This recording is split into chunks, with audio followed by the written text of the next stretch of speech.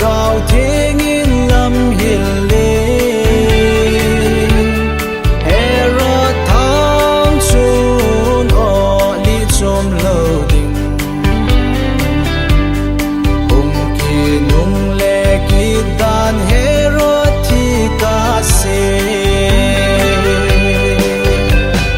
hung lem che o vin hung lem che o vin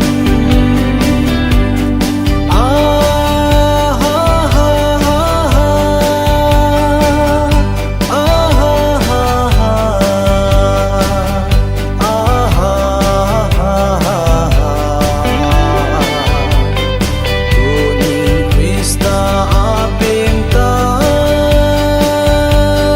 hung lem che o vin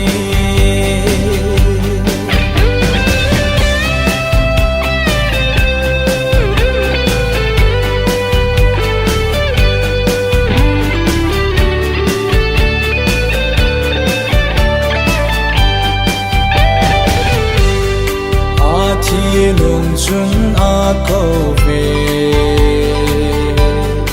hung ki nung le ki tan herod a thi ta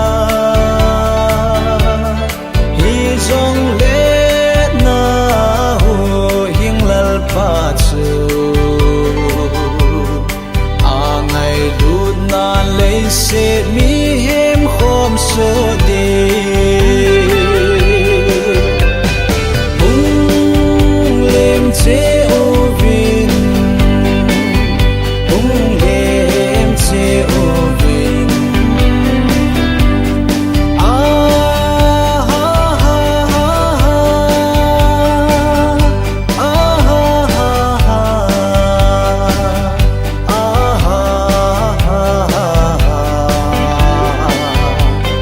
tunin Krista apeng tay